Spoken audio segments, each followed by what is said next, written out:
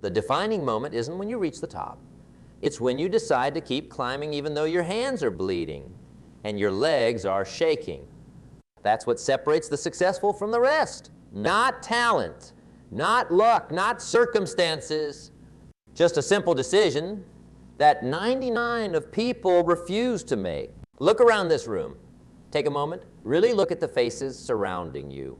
Each person here has dreams. Each one has goals. Each carries within them the seed of greatness. But here's the brutal truth.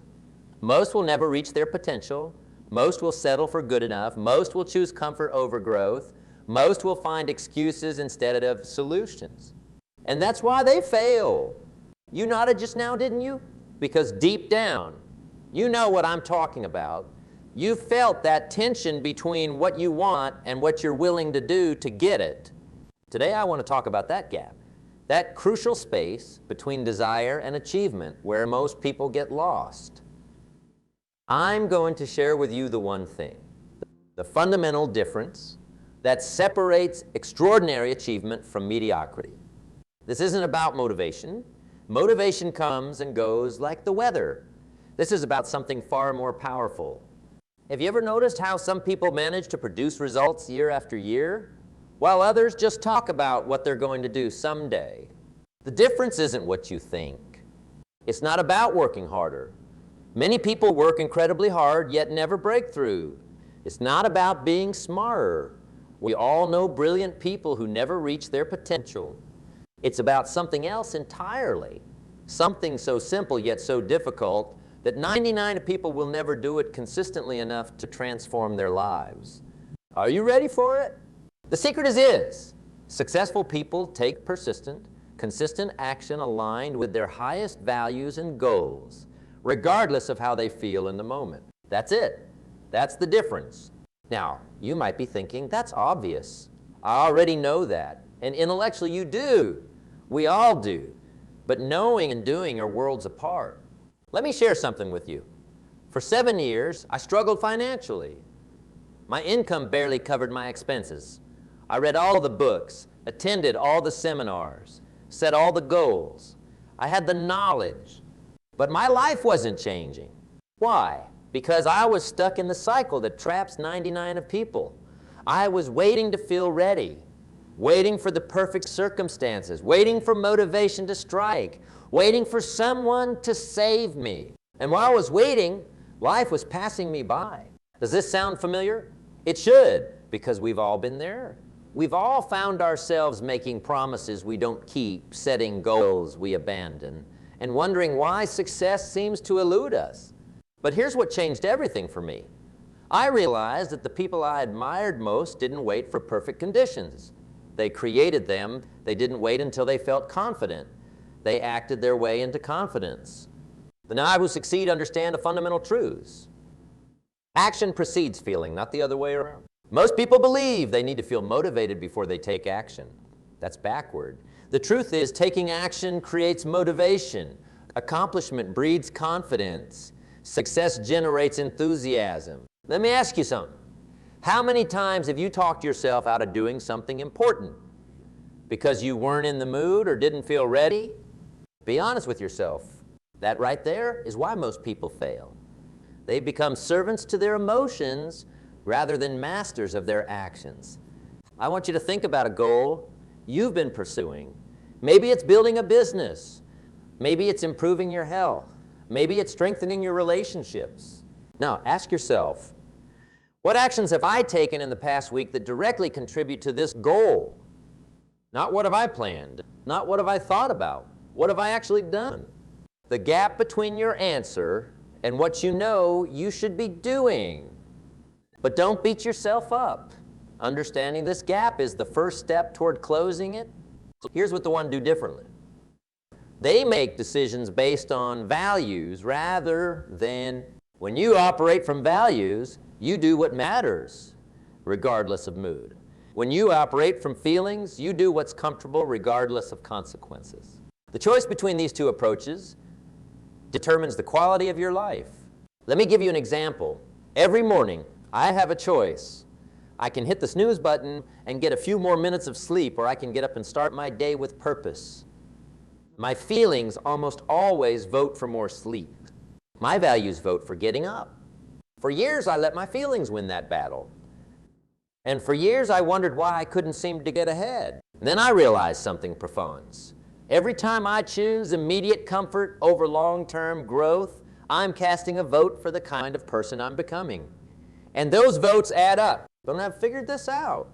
They understand that success isn't about making the right choice once, but about making it consistently day after day, even when, especially when they don't feel like it. Think about the most successful person you know personally. Someone who has achieved something remarkable. I guarantee you, they've mastered the art of doing what needs to be done regardless of how they feel in the moment. They've developed what I call emotional independence, the ability to act in alignment with their highest goals rather than their current mood. This is why 99% of people fail. They remain emotionally dependent. They let their feelings dictate their actions. And feelings are unreliable guides when it comes to creating success. But here's the good news. This is a skill you can develop. You can learn to take consistent action regardless of how you feel. And when you do, everything changes. Let me give you a simple formula. It's so simple, in fact, that most people dismiss it. But to live by it. Decide what you want. Identify what you need to do to get it. Do those things every day, no matter what. That's it. That's the secret to success in any area of life. But simple doesn't mean easy. In fact, this might be the hardest thing you'll ever do because it requires you to override your natural tendency to seek comfort and avoid pain. Our brains are wired to conserve energy and stay safe. That was great for survival in prehistoric times. It's terrible for achieving extraordinary success in the modern world. Success requires you to do things that are uncomfortable, unfamiliar, and often difficult, not just once, but repeatedly until they become second nature. And that's precisely what 99% of people won't do. They won't make the cold calls because rejection feels bad. They won't have the difficult conversations because conflict feels uncomfortable. They won't put in the extra hours because fatigue feels unpleasant. They won't save and invest because delayed gratification feels unsatisfying. Instead, they choose what feels good in the moment, and in doing so, they sacrifice what they want most for what they want now. But what if you could break this pattern? What if you could train yourself to do what matters regardless of how you feel? You can. And it starts with understanding that your feelings are not facts. They're just temporary emotional states. They come and go like clouds in the sky. You don't have to act on them. This realization is liberating. It means you're not at the mercy of your moods. You can acknowledge your feelings without being controlled by them. Here's a powerful practice. The next time you don't feel like doing something important, say to yourself, I don't need to feel like it to do it. Then do it anyway. At first, this will feel unnatural. You'll resist. Your mind will generate excuses. But if you persist, something remarkable happens. You develop what psychologists call self-efficacy, the belief in your ability to accomplish what you set out to do. And self-efficacy is the foundation of all achievement. Let me tell you something else about the one that most people miss, They're not superhuman. They face the same doubts, fears, and insecurities as everyone else. The difference is they've learned to act despite these feelings, not in the absence of courage isn't the absence of fear. It's moving forward despite it. Discipline isn't enjoying the work. It's doing it regardless. Commitment isn't feeling motivated all the time. It's honoring your word even when motivation fades. The most successful people I know aren't the ones who never feel like quitting. They're the ones who feel like quitting but show up anyway. That's the difference. That's what separates the one from the rest. And here's what's fascinating. Once you start acting this way consistently, your feelings actually begin to change. Your brain creates new neural pathways. What once felt difficult becomes easier. What once seemed impossible. But you can't wait for this transformation to happen before you begin. You have to begin in order for the transformation to happen. This is where 99% People get stuck. They're waiting for the perfect moment, the perfect feeling, the perfect circumstances. And while they wait, their dreams remain just that, dreams. They want to understand that the perfect moment is now. The perfect feeling is commitment. The perfect circumstance is the decision to begin. So I ask you, what important action have you been postponing until you feel ready? What goal have you been putting off until conditions are just right? Whatever it is, that's where your breakthrough is waiting. And I promise you this. The moment you decide to take action, regardless of how you feel, that's when everything changes.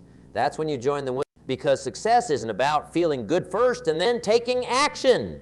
It's about taking action first and then feeling good as a result. This is the fundamental shift that transforms ordinary lives into extraordinary, and it's available to you right now, in this moment, through the simple but profound decision to act on what matters most, regardless of how you feel. Now, let me share something powerful with you, something that changed my entire perspective. We live in a world cause and effect. Everything that happens in your life, everything, is the result of specific causes. Nothing happens by accident. Nothing happens by chance. Your current financial situation, it's the effect of specific causes. Your health, the effect of specific causes. Your relationships, the effect of specific causes. Most people spend their lives focusing on effects. They complain about their weight while eating unhealthy foods. They worry about money while making poor financial decisions. They wish for better relationships while engaging in toxic behaviors. The focus on causes. They understand that if you want to change the effects in your life, you must change the causes that produce them. This seems obvious, doesn't it? Yet how many people do you know who keep doing the same things while expecting different results? That's the definition of insanity. And it's the default mode for 99% of people. Here's a truth that might be hard to hear. Your life today is the sum total of your choices, not your circumstances, not your luck, your choices. Do you want to embrace this truth? The 99 run from it. Why? Because accepting responsibility means acknowledging that we have the power to change. And with power comes responsibility. With responsibility comes accountability. With accountability comes the discomfort of facing our own role in creating our current situation. It's much easier to blame outside forces, the economy, the government, our upbringing, our boss, our spouse, bad luck. But here's what the one, even if you're not responsible for all the circumstances in your life, you are responsible for how you respond to them. Viktor Frankl, who survived the Nazi concentration camps, said the last of human freedoms is to choose one's attitude in any given set of circumstances. If someone in those horrific conditions could find the freedom to choose his response, what excuse do the rest of us have? Don't ask, why is this happening to me? They ask, what can I do about it? They don't dwell on what they can't control. They focus relentlessly on what they can. This distinction changes everything. Let me ask you questions. What area of your life are you currently dissatisfied with? Take a moment to think about it. Now be brutally honest with yourself.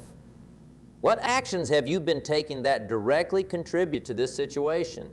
What actions have you been avoiding that could change it? The answers might be uncomfortable. They might even be painful, but they contain the seeds of your transformation. Because once you identify the causes, you can change them. And when you change the causes, the effects must change as well. It's a law as reliable as gravity. But here's where 99% of people get stuck. They want the effects to change without changing the causes. They want the rewards without the work, the results without the effort, the destination without the journey. And it doesn't work that way. It never has. It never will. But I want to understand something profound. Success is never owned. It's rented. Think about that. Success is never owned. It's rented. And the rent is due every day. What does this mean? It means that yesterday's efforts won't pay tomorrow's bills. It means that past achievements don't guarantee future success. It means that you must continually earn your place among the successful through consistent, disciplined action. This is why so many people who achieve initial success eventually fail. They forget that success isn't a destination. It's a continual journey. They forget that the rent is due every day. The moment you stop paying that rent, the moment you stop taking the actions that created your success in the first place, is the moment your success begins to erode. Look at any area where you've achieved something significant. I guarantee you maintain certain disciplines, certain habits, certain actions that produce those results. And if you stop those disciplines, those habits, those actions, the results would eventually disappear. This is the law of cause and effect in action. It's impartial, it's universal, and it's the key to understanding why 90-90 people fail. They're unwilling to pay the rent consistently. They work hard for a while, then ease off. They focus intensely for a period, then get distracted. They commit wholeheartedly at the beginning, then waver when it gets tough. The fun pay the rent every day, rain or shine, good mood or bad, convenient or inconvenient. They understand that consistency trumps intensity every time. A person who works out moderately but consistently will achieve far better results than someone who exercises intensely but sporadically. A business that delivers good value reliably will outperform one that delivers excellent value occasionally. A relationship nurtured daily through small acts of kindness will flourish more than one sustained by grand gestures once in a while. Consistency is the ultimate competitive advantage, and it's available to anyone willing to pay the price. But there's another crucial element that separates the Wayne from the rest. They understand the power of incremental improvement. Most people overestimate what they can accomplish in a day and underestimate what they can achieve in a year.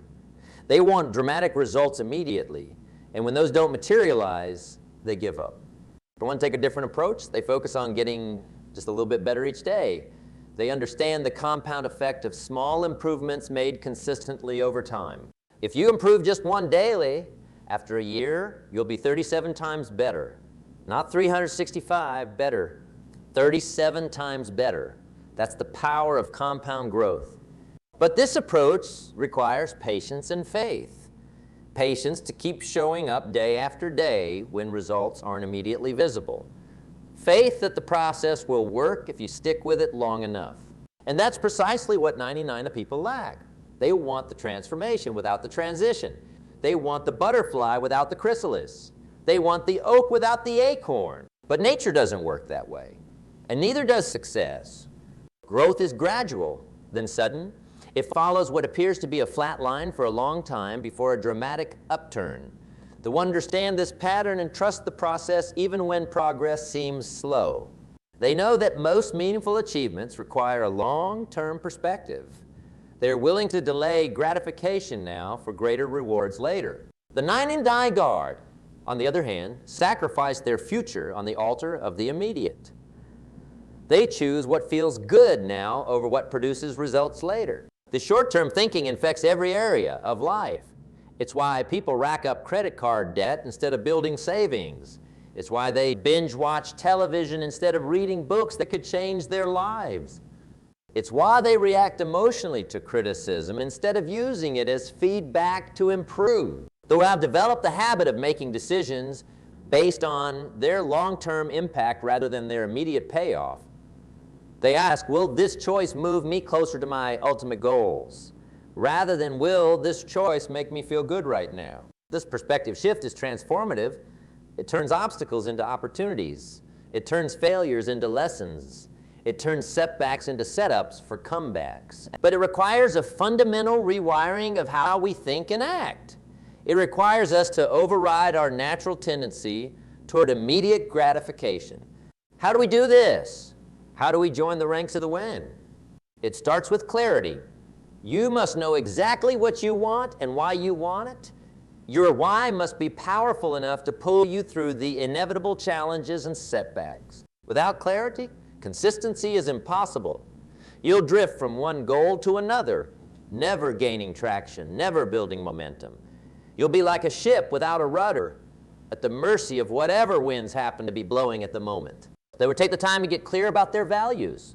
their vision and their goals.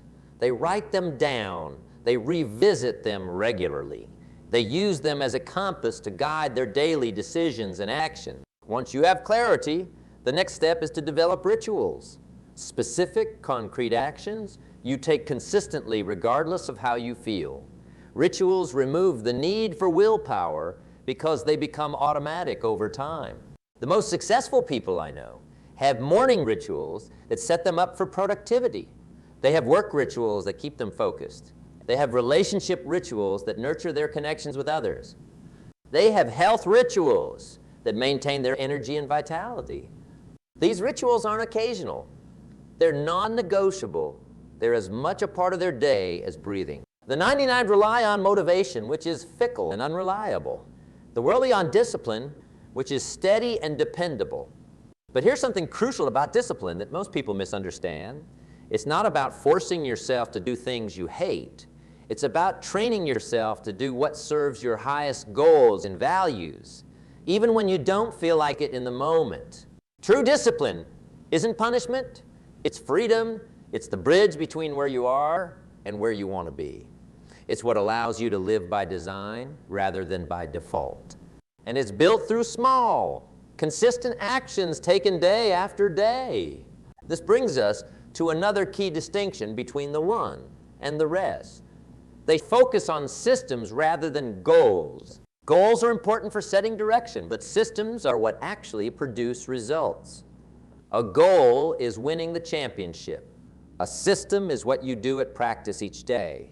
A goal is writing a book. A system is sitting down to write for an hour each morning. The one design systems that make success inevitable if followed consistently. They don't leave their achievement to chance or mood or motivation. They create environments and routines that pull them toward their goals rather than pushing against resistance. This is why they succeed where others fail. They've made success a matter of course rather than a matter of chance. But let's be honest, none of this is easy. If it were, everyone would be doing it. The path of the Wayne is challenging. It requires sacrifice. It demands discipline. It calls for courage. This is where another crucial quality comes into play. Resilience. The ability to bounce back from setbacks, to persist in the face of obstacles, to keep going when everything within you wants to quit. The one aren't immune to failure. They fail more often than most because they attempt more. The difference is in how they respond to failure. While the 99 see failure as a reason to quit, the ones see it as a reason to grow. They don't take failure personally. They take it instructionally. They extract the lesson, adjust their approach, and try again. This resilience isn't innate. It's developed through a specific mindset that views challenges as opportunities rather than threats. It's built by facing difficulties head-on rather than avoiding them. And it's strengthened through what I call voluntary hardship. Deliberately doing difficult things that stretch your comfort zone and build your capacity to endure discomfort. The ones that really challenge themselves physically, mentally, and emotionally. They run when they could walk. They learn when they could relax. They engage when they could avoid. They face their fears instead of running from them. Through these voluntary hardships, they develop a psychological strength that serves them in every area of life. They build what ancient philosophers called anti-fragility, the quality of growing stronger through stress rather than being damaged by it. This quality is rare in our comfort-obsessed society. We've become so accustomed to ease that we've lost our capacity for productive struggle. We avoid discomfort at all costs, not realizing that discomfort is the price of growth. One have rediscovered this ancient wisdom. They understand that the things that challenge you the most develop you the most. They grasp what every farmer knows. No pressure, no diamonds, no resistance, no strength, no struggle, no growth. This mindset turns obstacles from enemies into allies. It transforms problems from burdens into opportunities. It changes the fundamental question from why is this happening to me to how can this strengthen me? And that shift makes all the difference. But there's one more crucial element that separates the one from the rest, and it may surprise you. They prioritize recovery. The most successful people I know aren't workaholics who grind themselves into exhaustion. They're methodical about how they expend energy and equally methodical about how they renew it. They understand that sustainable success requires a rhythm of exertion and recovery. They work intensely, then rest completely. They focus totally, then disengage fully. They push their limits, then allow for restoration. This rhythm isn't just productive, it's sustainable. It prevents burnout. It maintains enthusiasm. It preserves health. It enables longevity. The 99 Clan, on the other hand, either work sporadically with lots of distractions and low focus, or they push themselves relentlessly until they crash. Neither approach produces optimal results over the long term. The Rohn have figured out the delicate balance between pushing hard enough to grow and recovering well enough to continue. They've mastered the art of sustainable excellence rather than sporadic brilliance. This balance extends beyond work to every area of life. They nurture their relationships. They care for their bodies. They feed their minds. They attend to their spirits. They understand that success in one area at the expense of others isn't success at all. It's merely a different form of failure. True success, the kind that brings fulfillment rather than just achievement, requires harmony among the various dimensions of life. It demands wholeness, not just accomplishment. And this brings us to perhaps the most profound difference between the one and the rest. They measure success differently. While the 99 define success in terms of external achievements and possessions, they define it in terms of internal growth and contribution. They ask not just what have I accumulated, but who have I become? Not just what have I gotten, but what have I given? This perspective shift changes everything. It transforms success from a destination to be reached into a person to be created. It shifts the focus from having to being, from achieving to becoming. And in this shift lies the secret to lasting fulfillment. Here's the truth that the one have discovered. The greatest reward of success isn't what you get. It's who you become in the process of achieving it. It's not just the destination. It's who you are when you arrive. The discipline, courage, resilience, patience, and wisdom developed along the journey are far more valuable than any external rewards. They can't be taken away. They can't be lost in a market crash.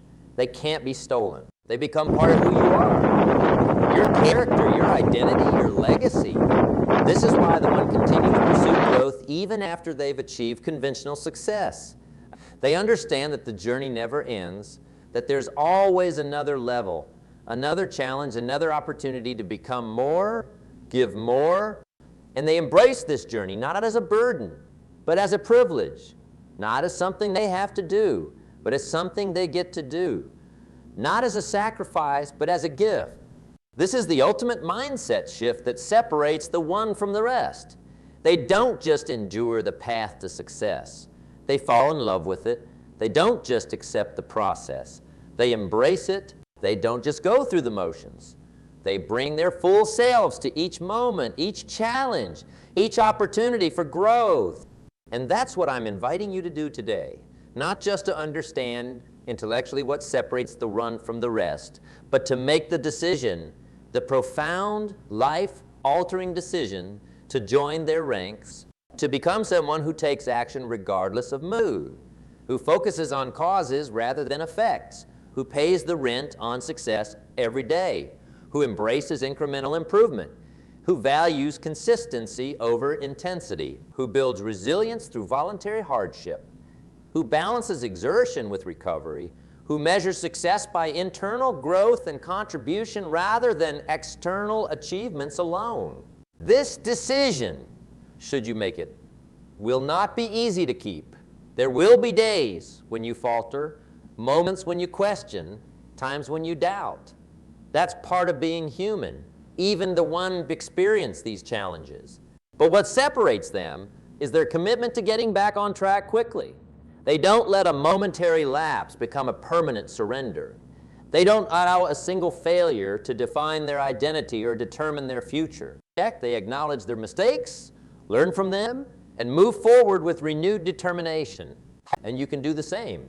You can make the choice right now to join the one, to refuse to be defined by your past actions or limited by your current circumstances, to commit to a future of growth, contribution, and fulfillment. The opportunity is before you. The decision is yours. The time is now. Will you continue to live as the 99 reactive, inconsistent, driven by feelings, focused on short-term comfort at the expense of long-term fulfillment? Or will you step into the one, proactive, consistent, guided by values, willing to embrace discomfort in service of growth? The choice you make in this moment has the power to alter the entire trajectory of your life. Choose wisely, because ultimately, success isn't something you pursue. It's something you attract by the person you become. And who you become is determined by the choices you make every day, especially when no one is watching. So I ask you, what choice will you make today, and tomorrow, and the day after that? Your answer to these questions will determine whether you remain among the 99 or rise to join the one. The decision is yours. Choose well. Choose now. Your future self is counting on you.